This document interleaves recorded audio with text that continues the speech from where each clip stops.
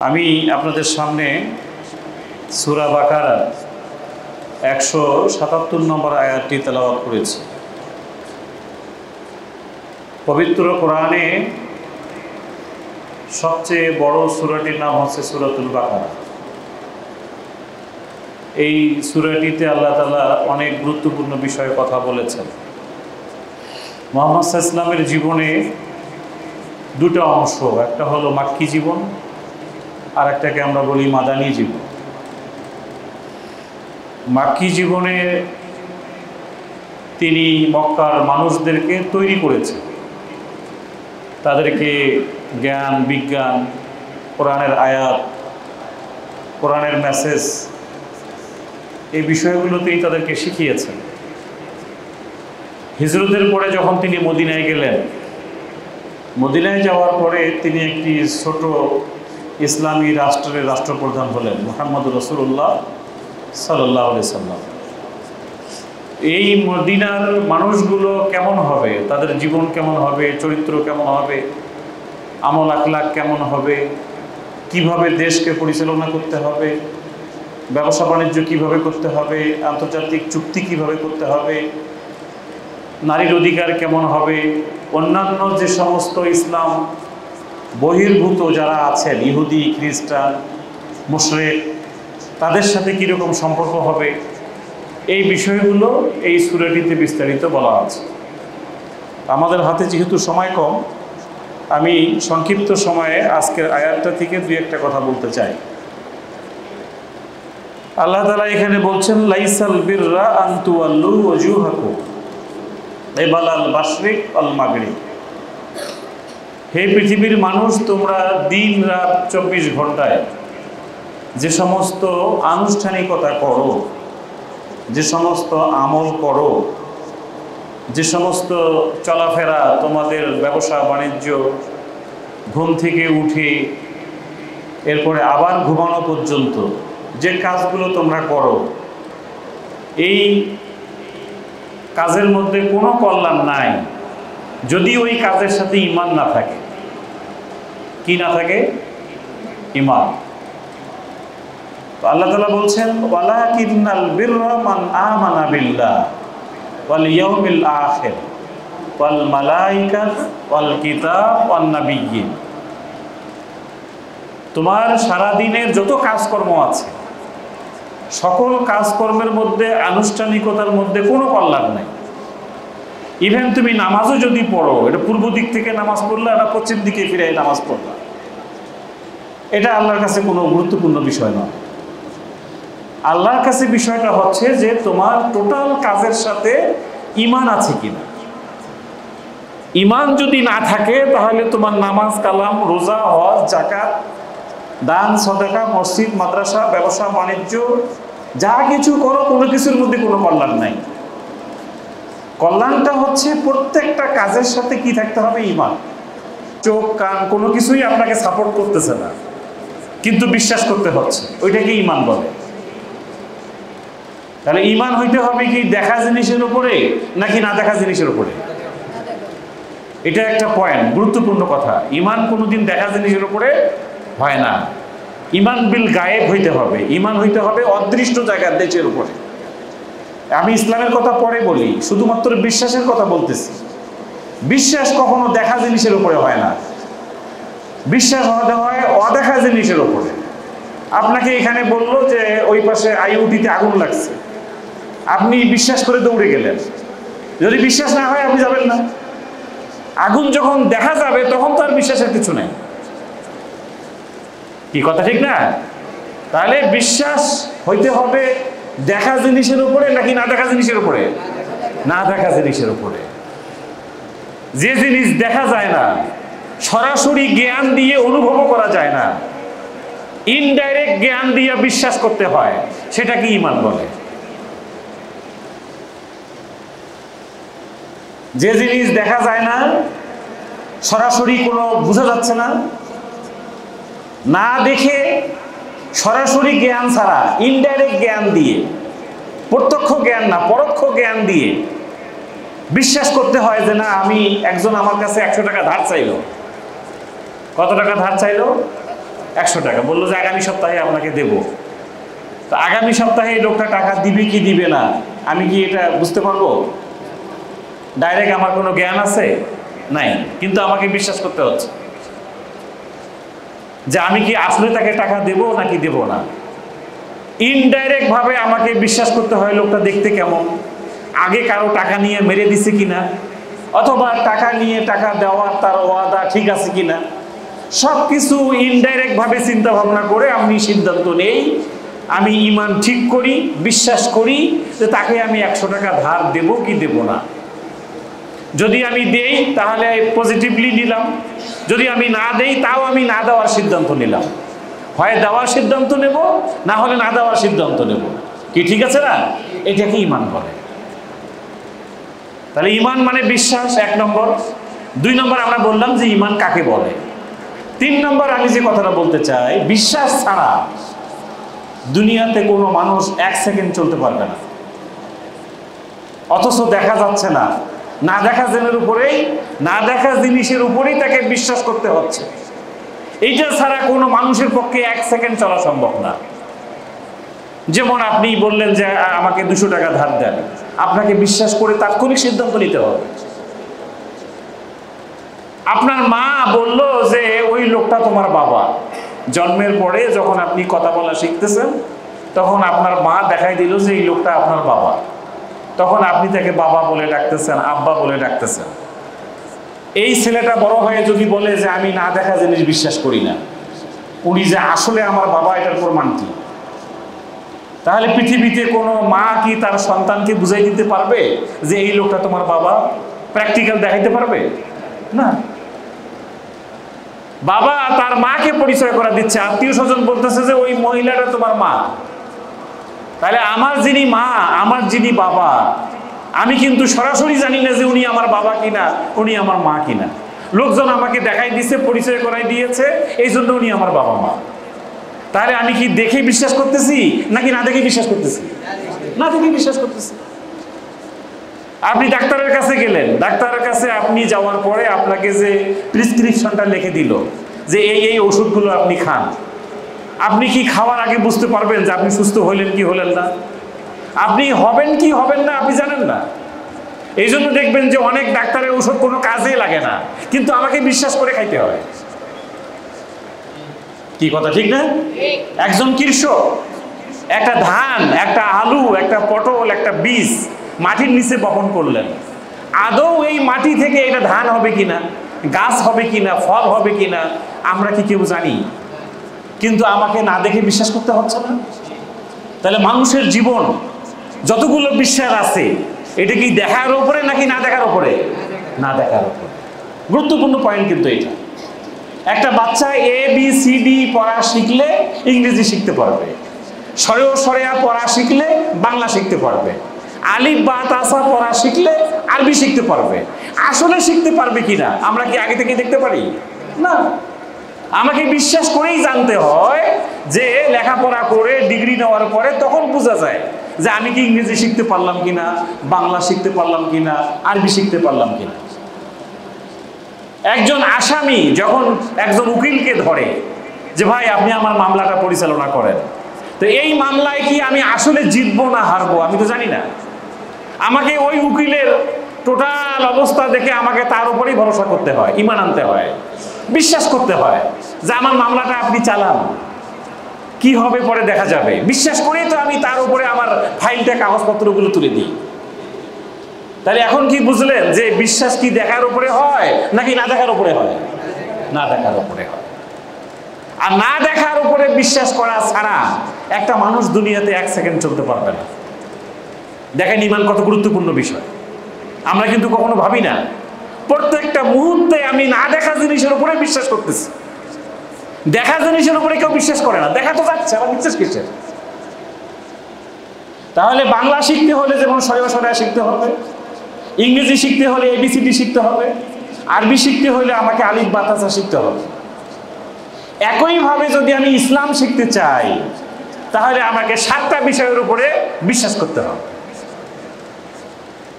উকিলকে ধরলে যেমন মামলা পরিচালনা হবে, ডাক্তারের কাছে গেলে যেমন রোগ দূর হবে, একজন মাকে অথবা একজন বাবাকে বিশ্বাস করে যেমন আমার জীবনযাপন করতে হবে, একইভাবে ইসলামের উপরে বিশ্বাস করতে চাইলে না দেখা 7টা জিনিসের উপরে আপনাকে বিশ্বাস করতে হবে। এই 7টা জিনিস কি? আমানতু বিল্লাহ ওয়া মালাইকাতিহি ওয়া কুতুবিহি ওয়া রাসূলিহি ওয়াল ইয়াউমিল আখির ওয়াল কদরি খাইরিহি ওয়া শাররিহি মিনাল্লাহি তাআলা ওয়াল বা'সি বা'দাল মাউত। এই 7টা জিনিসের একটাও দেখা যায় না। এই 7টা জিনিসের একটাও দেখা যায় না। তাহলে জীবনের প্রত্যেকটা ধাপে ধাপে আপনি যেমন না দেখা জিনিসের উপরে বিশ্বাস করে আপনার জীবন চালাচ্ছেন, আপনি যদি ইসলামের উপরে থাকতে চান আপনাকে এই 7টা জিনিসের উপরে বিশ্বাস করে আপনার জীবন চালাইতে হবে। আল্লাহ তাআলা এই কথাটাই বলতেছেন, তুমি যে 24 ঘন্টা কাজ করো, আনুষ্ঠানিকতা করো, খাও দাও ঘুমাও, ফুর্তি করো, এ করো সেই করো, কিন্তু তোমার এই সকল আনুষ্ঠানিকতার মধ্যে যদি ঈমান না থাকে তাহলে এই কাজের কোনো ভ্যালু নাই, এটার কোনো গুরুত্ব নাই, এটার কোনো মূল্য নাই। তোমার জীবনটা যেমন বিশ্বাসের উপর ছাড়া জীবন চলতেই পারবে না। কোনো নাস্তিক যদি বলে যে আমি আল্লাহকে না দেখে বিশ্বাস করব না, রাসূলকে না দেখে বিশ্বাস করব না, আখিরাতকে না দেখে বিশ্বাস করব না, তা তোমার মাকে বিশ্বাস করো কিভাবে? তোমার বাবাকে বিশ্বাস করো কিভাবে? ডাক্তারের উপরে বিশ্বাস করো কিভাবে? উকিলের উপরে বিশ্বাস করো কিভাবে? একটা বীজ মাটির নিচে বপন করে এটা ক্ষেত হবে কি হবে না এটা বিশ্বাস করো কিভাবে? নাস্তিক হইতে গেলেও বিশ্বাস করে নাস্তিক হইতে হয়। আমার কথা কি বুঝতে পারতেছেন? তাহলে না দেখা জিনিসের উপর দিয়েই মানুষের জীবন চলতেছে প্রত্যেক মুহূর্তে। আমি এসএসসি পরীক্ষা দেব, আমি জানি না আমি কি রেজাল্ট হবে, আমি জিপিএ 5 পাবো নাকি পাবো না, নাকি ফেল করব, না কত % নাম্বার পাবো আমি জানি না। আমার টোটাল পরীক্ষা দিয়ে রেজাল্ট পাওয়ার পরে তখন বুঝি, কিন্তু তারপরে আমাকে ফর্ম ফিল আপ করতে হয়, সিদ্ধান্ত নিতে হয়। এই স্কুলে পড়লে আমি মানুষ হইতে পারবো কি পারবো না আমি জানি না। সব কিছুকে মেনে নিয়ে স্কুলটাতে ভর্তি হওয়া লাগে, এটা কি বিশ্বাস করে? তাহলে বিশ্বাস কাকে বলে? বিশ্বাসের সংজ্ঞাটা আমি বললাম। 2 নম্বর হলো বিশ্বাস হইতে হবে না দেখা জিনিসের উপরে। 3 নম্বর আমি বললাম যে বিশ্বাস ছাড়া একটা মানুষের জীবন চলা সম্ভব নয়। 4 নম্বর আমি বললাম যে পৃথিবীতে সব কিছুই যেহেতু না দেখা জিনিসের উপরে বিশ্বাস করেই আমাদের জীবন চলতেছে, অতএব ইসলামের উপরেও জীবন চালাইতে হলে না দেখা জিনিসের উপরেই আমাকে বিশ্বাস করতে হবে। 5 নম্বর আমি বলবো আপনি যা বিশ্বাস করবেন তাই আপনার কর্ম হবে। একটা মানুষ যা বিশ্বাস করে তাই তার কর্ম হয়। যেমন আমি আপনার কাছে 500 টাকা ধার চাইলাম, আপনি যদি দেন এটা আপনার কর্ম, আপনি যদি না দেন সেটাও আপনার কর্ম। তাহলে পৃথিবীতে মানুষ বিশ্বাসের দিক থেকে হয় সে আল্লাহর উপরে বিশ্বাস করবে অথবা শয়তানের উপরে বিশ্বাস করবে। যদি আপনি আল্লাহর উপরে বিশ্বাস করে আপনার জীবন পরিচালনা করেন তাহলে আপনার কর্মটা ওই রকম হবে। আপনি যদি শয়তানের উপরে বিশ্বাস করে আপনার জীবন পরিচালনা করেন তাহলে আপনার কর্মটা শয়তানি কর্মকাণ্ড হবে। তাহলে বিশ্বাস এবং কর্ম একে অপরের সঙ্গে জড়িত। আমি যা মানি, যা বুঝি, আমি যা থিঙ্ক করি এটাই আমার বিশ্বাস, এটাই আমার চরিত্রে প্রকাশ পাবে। দেখবেন এই সমাজে যারা বিএনপি করে, ও যতই নামাজ রোজা হজ যাকাত করুক না কেন, তার জীবন থেকে কি বিএনপি মুছে ফেলতে পারবেন? না, এই সব কিছুতেই বিএনপি খুঁজবে। যে জামাত ইসলামী করে তার জামাতের উপরে ঈমান, এর জীবন থেকে আপনি ওই ঈমান সরাইতে পারবেন না। যে আওয়ামী লীগ করে তার জীবনে ওইটাই তার ঈমান, ও খুঁজে ফিরে আপনাকে যে কোনোভাবে তার বিশ্বাসটা ওই দিকে নিয়ে যাবে, তার কর্মটা আওয়ামী কর্মকাণ্ড হবে। তার মানে আওয়ামী লীগের উপরে ঈমান মানে আপনার জীবনটা আওয়ামী কর্মকাণ্ড হবে। বিএনপির উপরে ঈমান মানে আপনার জীবনটা বিএনপি কর্মকাণ্ড হবে। জামাত ইসলামীর উপরে ঈমান মানে আপনার জীবনটা জামাতি কর্মকাণ্ড হবে। তাবলিগের উপরে ঈমান মানে আপনার জীবনটা তাবলিগি কর্মকাণ্ড হবে। চরমনের উপরে ঈমান মানে আপনার জীবনটা চরমনাই কর্মকাণ্ড হবে। কথাটা কি বোঝা যায় কিনা? তাহলে যেটার উপরে ঈমান সেটাই তার কর্ম হবে। এখন আসেন আমরা এই ঈমানটা, যে ঈমানের কথা আমরা বলতেছি যে ইসলামের উপর টিকতে হইলে আপনাকে 7টা পয়েন্টের উপরে না দেখে বিশ্বাস করতে হবে। এই ঈমানটা মজবুত হয় কিসে? কিভাবে এটা মজবুত হয়? ঈমান মজবুত না হলে কি আমাদের জীবন ঠিক থাকবে? আমরা আল্লাহর জান্নাত পেতে পারবো না। যেহেতু আমরা ইসলামকে বিশ্বাস করি, 7টা পয়েন্টের উপরে আমাদের বিশ্বাস আছে। এই 7টা পয়েন্টকে সংক্ষেপে ভাগ করলে 3টা পয়েন্ট হয়। কয়টা পয়েন্ট হয়? 3টা। আপনার এই আর বাংলা সরেও সরে 11টা অক্ষর। ক খ ওখানে কয়টা অক্ষর আছে? সব মিলে অনেকগুলো অক্ষর। আরবিতেও অনেকগুলো অক্ষর, ইংরেজিতেও অনেকগুলো অক্ষর। কিন্তু ইসলামের ওপরে ঈমান আনতে হলে মাত্র 3টা পয়েন্টে যদি আপনি বিশ্বাস করেন, আপনাকে সরেও সরে ক খ অশ্বই দীর্ঘই এতগুলো অক্ষরের উপরে বিশ্বাস করতে হবে, না হলে বাংলা শিখতে পারবেন না। A B C D Z পর্যন্ত বিশ্বাস করে আপনাকে ইংরেজি শিখতে হবে। আলিফ থেকে ইয়া পর্যন্ত প্রত্যেকটা অক্ষরের উপরে বিশ্বাস না করলে আপনি আরবি শিখতে পারবেন না। কি শেখা যাবে না? ইসলাম এতগুলো অক্ষরের কথা বলতেছে না। ইসলাম বলতেছে তুমি 3টা বিষয়ের উপরে তোমার বিশ্বাস, ঈমানকে ঠিক করো, তাহলে তোমার ঈমানটা মজবুত হবে। সেই 3টা বিষয় কি? 1 নম্বর হচ্ছে তাওহীদ। 1 নম্বরটা কি? তাওহীদ। 2 নম্বর হচ্ছে রিসালাত। 2 নম্বরটা কি? রিসালাত। 3 নম্বরটা হচ্ছে আখিরাত। মুখস্থ করেন, তাওহীদ, রিসালাত, আখিরাত।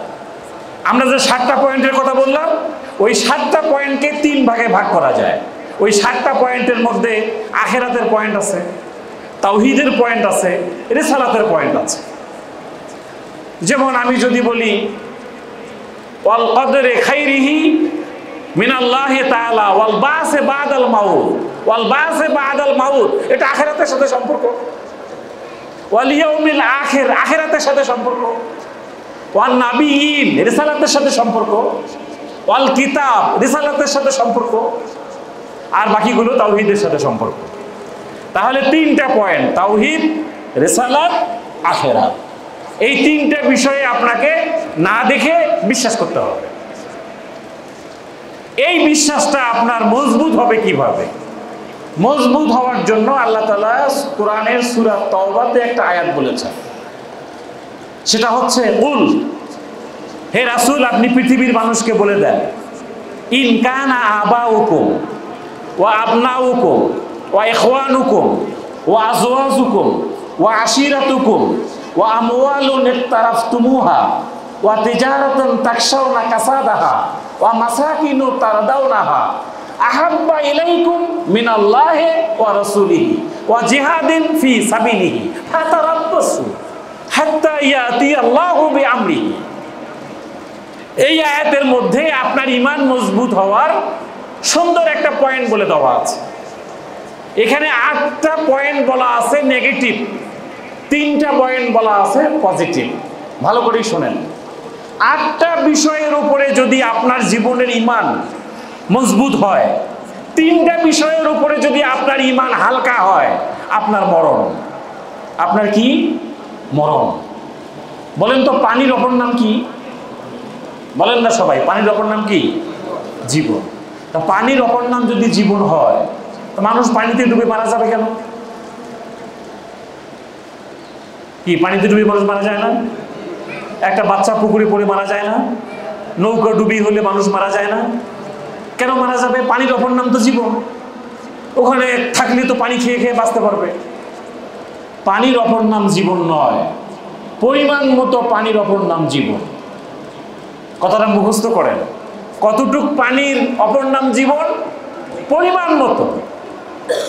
1 গ্লাস পানি হলে আপনার এখন জীবন বাঁচবে। আপনি সাগরের মধ্যে ডুব দিলে আপনার জীবন বাঁচবে না। তাহলে পরিমাণ মতো পানির নাম জীবন, পরিমাণ মতো পানির নাম জীবন। পরিমাণ মতো ঈমান যদি আপনার ঠিক থাকে, তাহলে আপনার ঈমান মজবুত। পরিমাণের কম বেশি হলেই আপনার জীবনের মরণ হয়ে যাবে। আল্লাহ তাআলা এখানে 8টা পয়েন্টের কথা বলেছেন। 1 নম্বরে তোমার আবাউকুম, বাবা মা, তোমাদের জীবনের বাবা মা, ভাই বোন, আত্মীয় স্বজন, স্ত্রী, সন্তান, ব্যবসা বাণিজ্য, টাকা পয়সা, বাড়িঘর। এখানে 8টা পয়েন্টের কথা বলা আছে। আবাউকুম আবনাউকুম ইখওয়ানুকুম আজওয়াজুকুম আশিরাতুকুম আমওয়াল তিজারা মাসাকিন। 8টা পয়েন্টে বলা আছে ব্যবসা বাণিজ্য, বাড়িঘর, টাকা পয়সা, ভাই বোন, বাবা মা, স্ত্রী, পাড়া প্রতিবেশী, আত্মীয় স্বজন।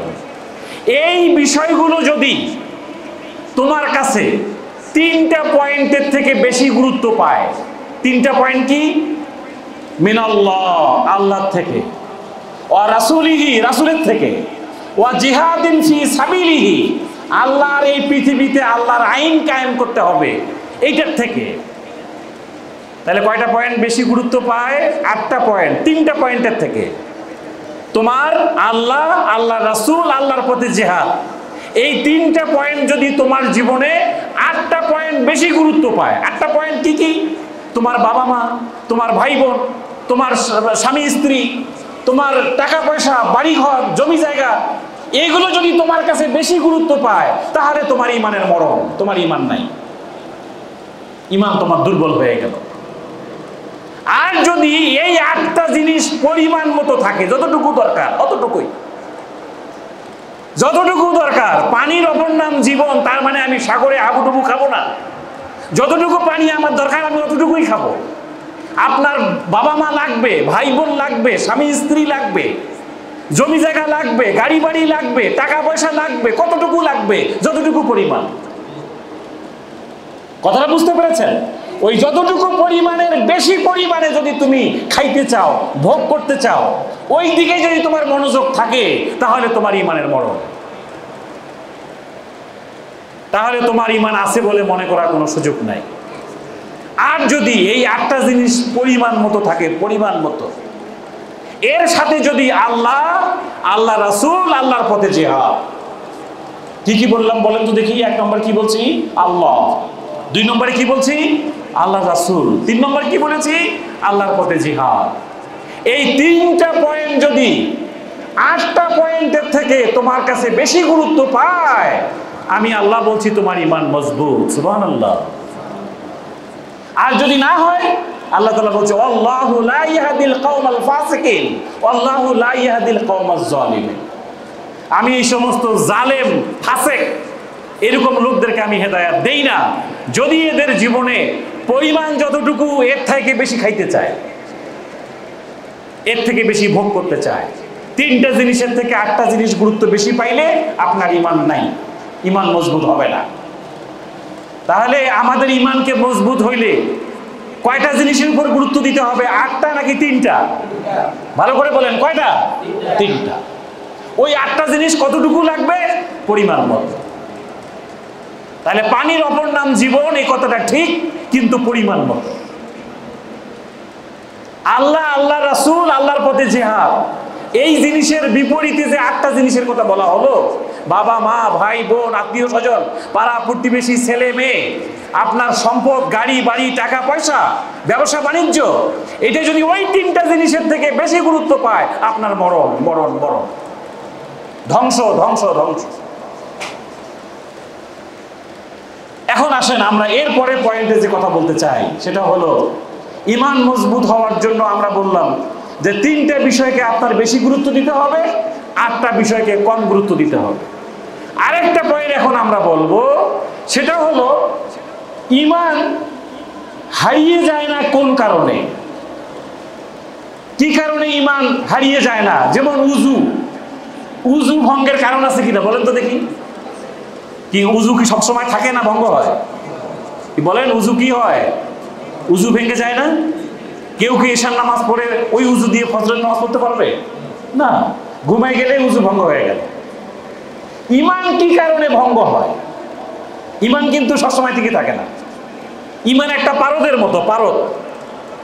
আপনার জ্বর, গায়ে এখন জ্বর আসছে, টেম্পারেচারটা কত, একটা পারদ আপনার মুখে অথবা বগলে লাগাই দিয়ে 1 মিনিট পরে এটার থার্মোমিটারটা বের করে দেখেন যে আপনার কত বেশি পারদ উপরের দিকে উঠছে।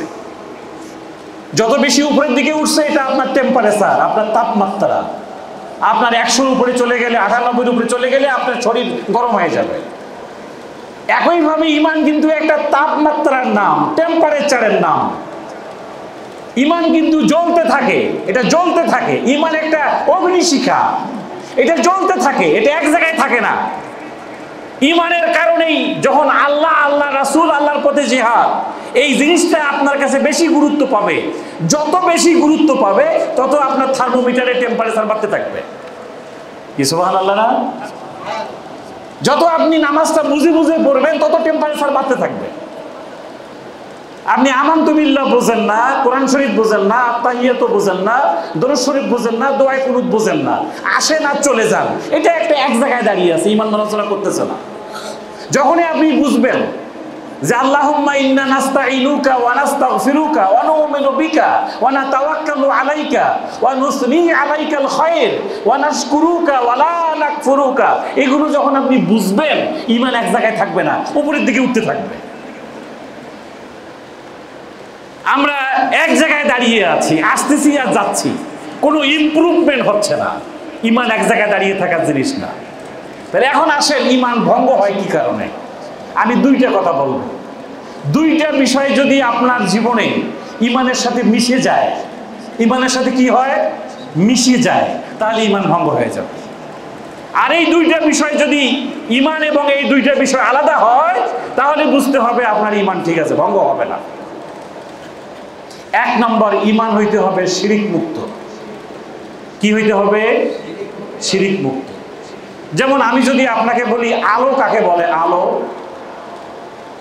আলো কাকে বলে, আমি যদি এক কথায় আপনার কাছে জানতে চাই, আপনি বলবেন যে আলো তাকেই বলে যেখানে কোনো অন্ধকার নাই। আমার কথা কি বোঝা যাচ্ছে? আলো কাকে বলে? যেখানে অন্ধকার নাই। ঈমান কাকে বলে? যেখানে শিরক নাই। শিরক যদি থাকে ঈমান থাকবে না।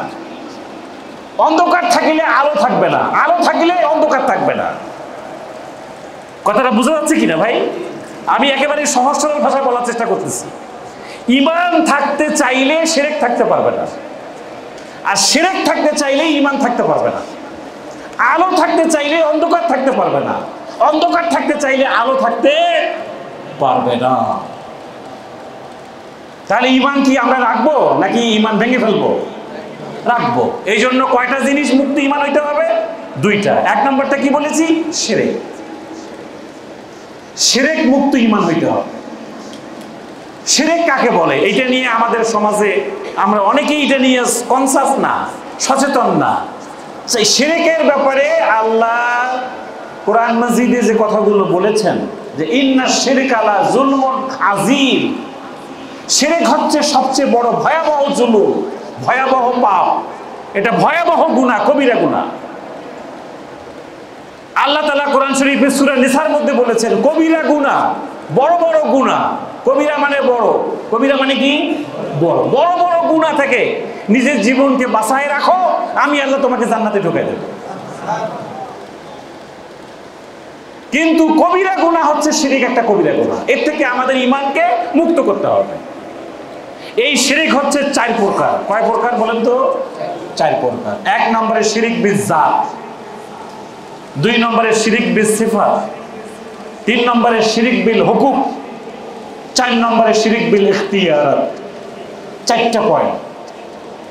বলেন তো, আমরা এখানে 20-30 বছর ধরে নামাজ পড়তেছি, এখনো কি এই চার প্রকারের শিরক আমরা মুখস্থ করছি? তাহলে আমি তো জানি না শিরক কাকে বলে, শিরক কত প্রকার। শিরক হলো পার্টনার বানানো, অংশীদার বানানো। যখন কোনো ব্যবসায়ী একাই ব্যবসা করতে পারে না, তার ফান্ডের দরকার হয়, তখন আর দুইজনকে বলে ভাই আপনি আমার ব্যবসার শিরক হন, পার্টনার হন, অংশীদার হন। তখন আরো দুইজন পার্টনার নিয়ে একটা গ্রুপ হয়, কোম্পানি হয়, পার্টনারশিপ ব্যবসা হয়। কি হয় না এরকম? আছে না যে ভাই হাসপাতালটা কি একজনে চালায় না 5 জন চালায়? কয় না, এটা 11 জন মালিক। এই 11 জনেই শিরকিয়াতের সাথে তাদের ব্যবসা চালাচ্ছে। এই শিরকটা ঠিক আছে না বেঠিক আছে? 11 জন মিলে শিরক করে ব্যবসা করতেছে, এটা কি ঠিক না ভুল? ঠিক। কি কথাটা বুঝতে পারতেছেন না? মানে পার্টনারশিপ ব্যবসা। আমরা 11 জন মিলে একসাথে হয়ে একটা ব্যবসা চালাচ্ছি। এই ব্যবসায় সবাই সবার পার্টনার, অংশীদার, সবাই সবার সাথে শিরক করতেছে। এটা কোনো গুনাহের কাজ না, এটা ভালো কাজ। কিন্তু এই পৃথিবী পরিচালনা করবেন আল্লাহ। আল্লাহ ছাড়া এই পৃথিবীতে আর কারো আইন চলতে পারবে না। কোনো মানুষ যদি নামাজিও হয়, রোজাদারও হয়, হাজি হয়, যাকাত দাতা হয়, কোরবানি দাতা হয়, কিন্তু সে যদি মনে করে যে এই জমিনে আল্লাহ ছাড়া অন্যের আইনও চলতে পারে, সে শিরক করে ফেলল। এই শিরক করার কারণে তার নামাজ, রোজা, হজ, যাকাত কোনো কাজে লাগবে না। ইমানে নাই আর নামাজ কি কাজে লাগবে? তাহলে ইমান হইতে হবে শিরক মুক্ত। এক নম্বর শিরক হচ্ছে শিরক বিজাত। শিরক বিজাত মানে হচ্ছে আল্লাহ কাউকে সন্তান মনে করা, আল্লাহর কাউকে স্ত্রী মনে করা, আল্লাহর কাউকে পুত্র মনে করা।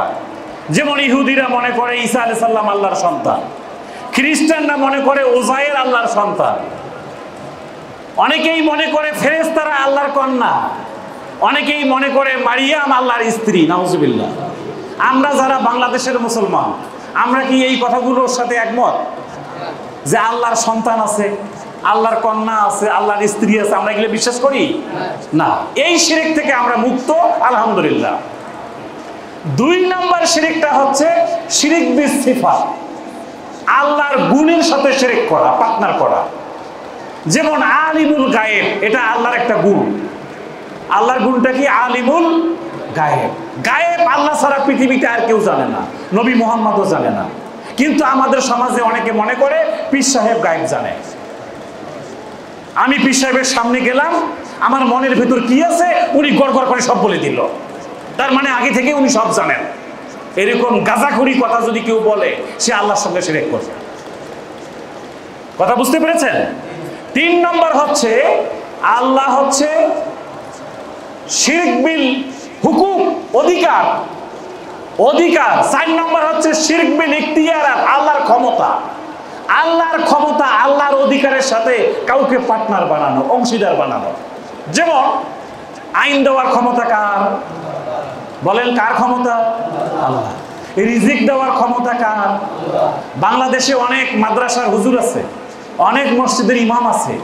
যদি আমরা বলি আপনি আল্লাহর কোরআনের আইন এই জমিনে চালু হোক, আপনি একজন আলেম হিসেবে অ্যাক্টিভ না কেন, সক্রিয় না কেন, আপনি ময়দানে ভূমিকা রাখতেছেন না কেন?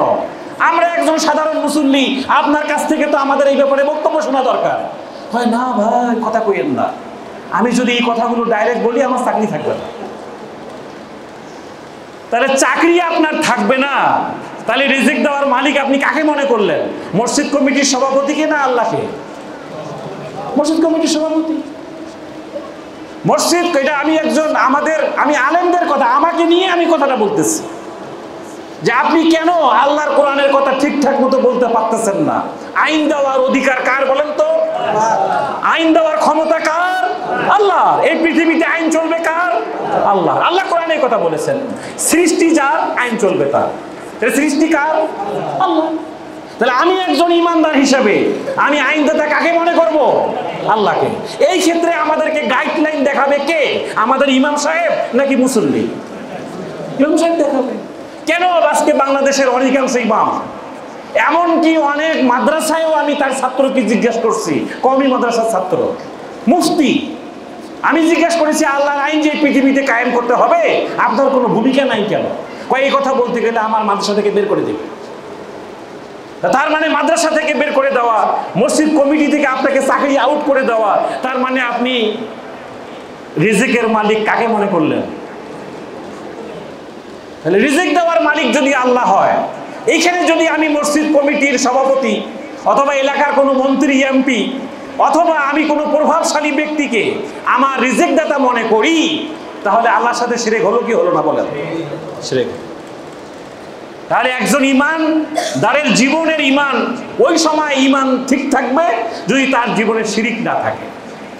আলো যেমন অন্ধকার ছাড়াই আলো হইতে হবে, ইমান শিরক মুক্ত হইতে হবে। সর্বশেষ আমি যে কথাটা বলতে চাই, আপনার ইমান হইতে হবে তাগুত মুক্ত। কি মুক্ত? তাগুত মুক্ত। আপনি আয়াতুল কুরসি পড়েন, কোরআন শরীফের সূরা বাকারাতে আছে আয়াতুল কুরসি। এই আয়াতুল কুরসি সবচেয়ে বড় আয়াত। আল্লাহু লা ইলাহা ইল্লা হুয়াল হাইয়ুল কাইয়্যুম লা তাখুযুহু সিনাতুন ওয়ালা নাওম। এই আয়াতের পরের আয়াতে আল্লাহ তাআলা বলেছেন তুমি যদি ফামাইয়াকফুর বিত্তাগুত ওয়ায়ুমিন বিল্লাহ, তুমি যদি এই পৃথিবীতে আল্লাহর আইন, আল্লাহর কোরআনকে মেনে নাও, আল্লাহর বিধানকে মেনে নাও, ওই যে আল্লাহ, আল্লাহ রাসূল, আল্লাহর পথে জিহাদ, ওই তিনটা পয়েন্টকে যদি গুরুত্ব দাও, তোমার জীবনকে তাগুত অস্বীকার করতে হবে। কি অস্বীকার করতে হবে? তাগুত। 40-50 বছর ধরে নামাজ পড়ে বাংলাদেশে এরকম হাজারো মুসল্লি আছে তাগুত শব্দটা জীবনে শুনেও নাই, এটা নিয়ে কোনো মসজিদে কোনো আলোচনাও হয় না। তাগুত অস্বীকার না করে ঈমান আনলে ঈমান আনার প্রশ্নই আসে না। আপনি একটা বোতলের মধ্যে মধু ঢালবেন, মধু, এই বোতলটা একটা তক্তার উপরে পড়েছিল, ধুলা বালি ময়লা দিয়ে সব ভরা ছিল, আপনি এটার উপরে কি ময়লার মধ্যেই মধু ঢালবেন? আমার কথাটা বুঝতে পারতেছেন? আপনি কি ওই ধুলা ময়লা ছাই যা কিছু আছে দীর্ঘদিন একটা বোতল আপনি ধরেন নাই, হঠাৎ মধু নিয়ে আসছেন প্লাস্টিকের পলিথিনে, এখন এই বোতলের মধ্যে ঢালবেন, এটা কি আপনি ওই ধুলাবালি অবস্থায় ঢালবেন? কি করবেন? আপনি বোতলটা পরিষ্কার করেই মধু ঢালতে হবে। আপনার আমার জীবনে ঈমানকে যদি ঢালতে হয়, ঈমানের বীজ যদি আপনার হৃদয়ে বপন করতে হয়, আপনার ভিতরে তাগুত নামক যে ময়লা যা কিছু আছে পরিষ্কার করে নেওয়ার পরেই এরপরে ঈমান ঢালতে হবে। ফামাইয়াকফুর বিত্তাগুত ওয়ায়ুমিন বিল্লাহ। এই তাগুতের উপরে আমি 2-3টা কথা বলে আজকের খুতবা শেষ হবে। তাগুত কি জিনিস আমরা জানি না, আমরা জানি না। আল্লাহ তাআলা এই পৃথিবীতে মানুষকে আল্লাহর বিধান মানার জন্য এখতিয়ার দিয়েছেন, ক্ষমতা দিয়েছেন। মানুষ চাইলে মানতেও পারে, নাও মানতে পারে। পৃথিবীতে আর যত সৃষ্টি আছে সবার উপরে আল্লাহ তার বিধান বাধ্যতামূলক করে দিয়েছে।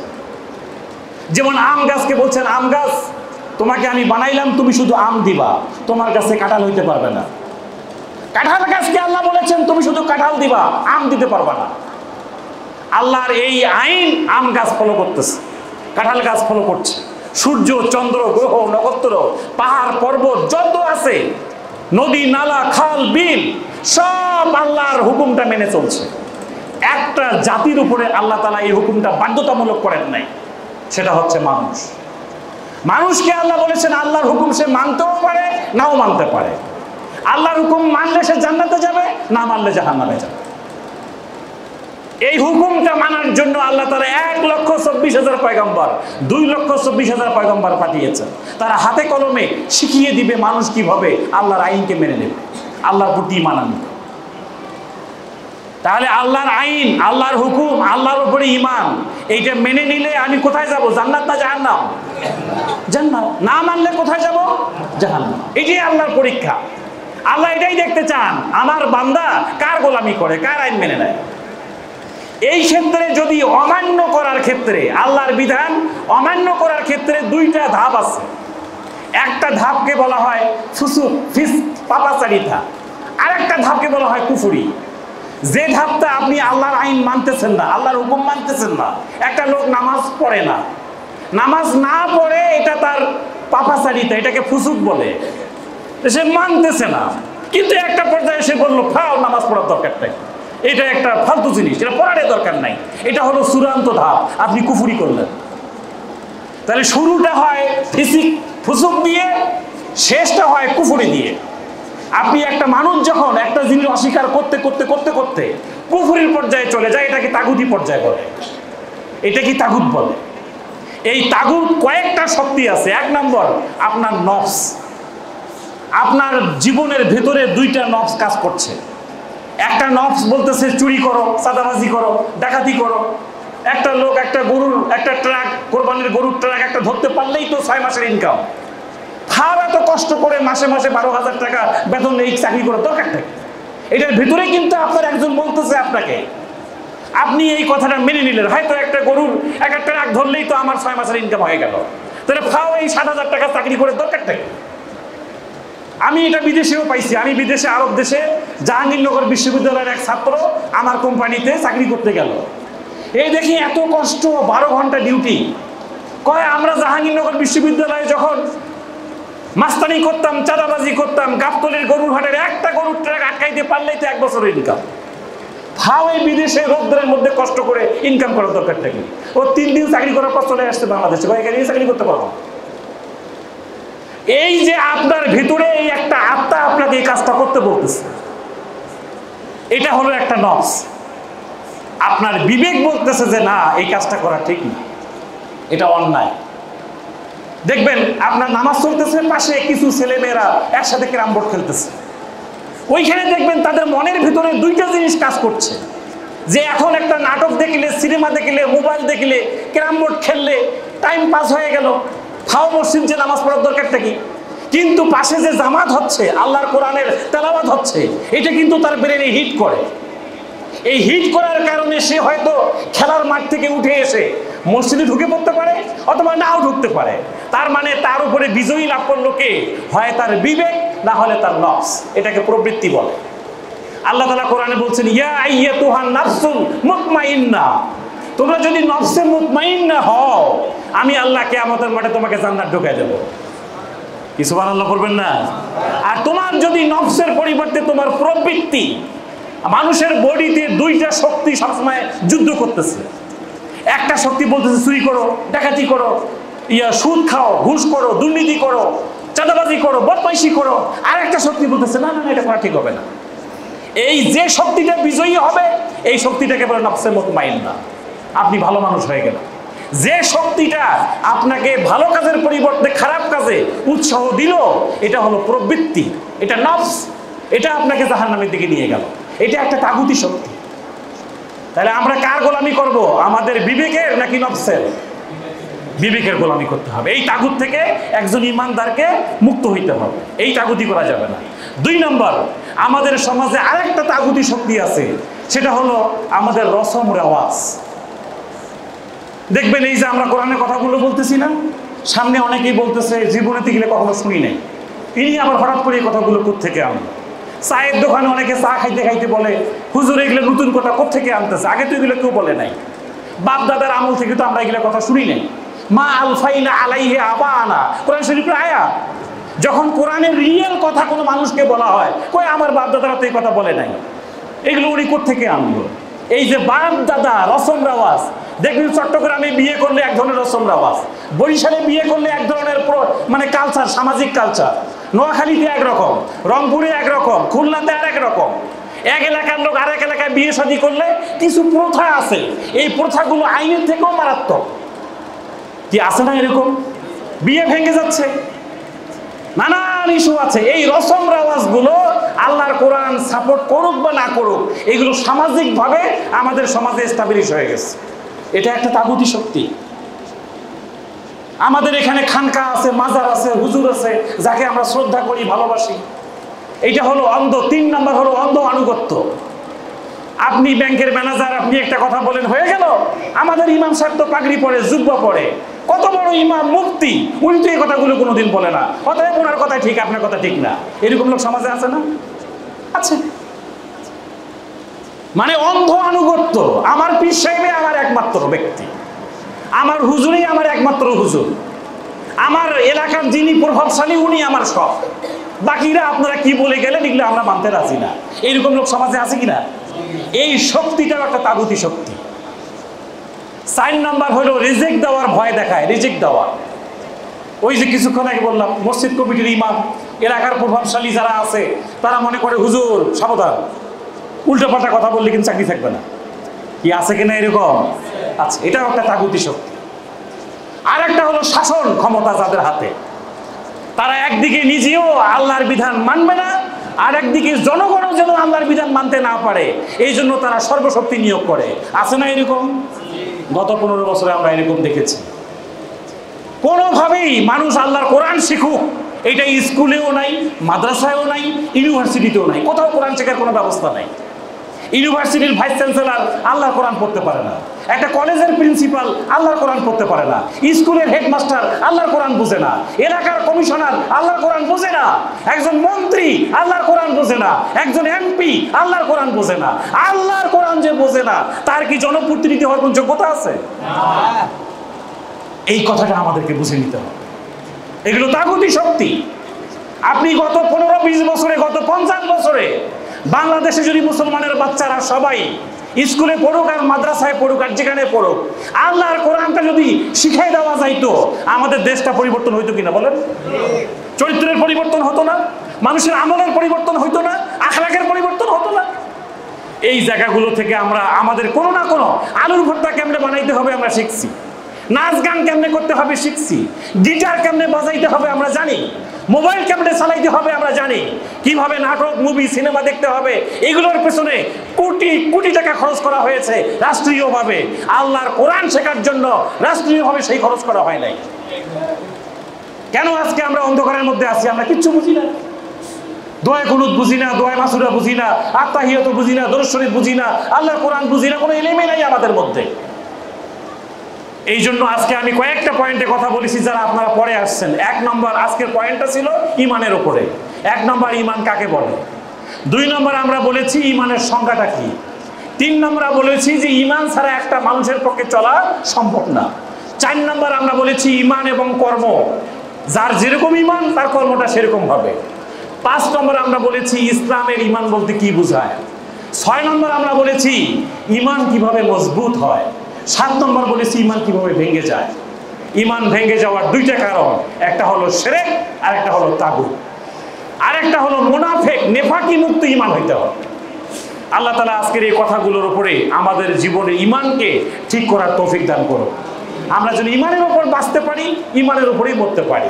তার কারণ আমরা জানাজার নামাজ যখন আপনারা পড়েন কোনো লাশকে সামনে রেখে, তখন আপনারা 3য় তাকবীরের পরে একটা দোয়া করেন। কি মনে পড়ে দোয়াটা? আল্লাহুম্মা গফিরলি হাইয়িনা ওয়া মাইয়িতিনা ওয়া শাহিদিনা ওয়া গায়বিনা ওয়া সাগীরিনা ওয়া কাবীরিনা ওয়া যাকারিনা ওয়া উনসানা। এই কথাগুলো বলার পরে আপনারা 2টা ঘোষণা দেন যে রব্বুল আলামিন, এই যে লোকটা মাইয়িতকে সামনে রেখে আমরা জানাজার নামাজে দাঁড়িয়েছি, কিছুক্ষণের মধ্যেই মাইয়িতকে দাফন করা হবে, উনি তো চলে গেলেন। আল্লাহ, আমরা যারা বেঁচে আছি আমাদের জীবনের 2টা স্বপ্ন। 1 নম্বর স্বপ্নটা হচ্ছে ফা আহিয়া আলাল ইসলাম, আমি এই জানাজার পরে আর যে কয়দিন এই পৃথিবীতে বেঁচে থাকবো আমার হায়াতটা ইসলামের উপর রেখে রাখার তৌফিক দান করো। 2 নম্বর আমরা জানাজার নামাজে বলি, আল্লাহ এই মাইয়িতকে দাফন করার পরে, এই জানাজার নামাজের পরে আর যতদিন বেঁচে থাকবো ফা তাওয়াফাহু আলাল ঈমান, আমারও তো একদিন মৃত্যু হবে, ওই মৃত্যুটা যেন ঈমানের সাথে হয়। আমাদের মৃত্যুর জন্য কিসের সাথে হয়? ঈমানের সাথে। সেই ঈমান যদি নাই বুঝলাম তাহলে কিভাবে জীবন চালাচ্ছি আমরা? আজকে সেই ঈমানের উপরে আমরা কথা বলেছি। আল্লাহ তাআলা এই ঈমানের উপর টিকে থাকার তৌফিক আমাদেরকে দান করুন, ঈমানকে বুঝার তৌফিক দান করুন। ওয়া মা তৌফিক ইল্লা বিল্লাহ। আসসালামু আলাইকুম ওয়া রাহমাতুল্লাহ।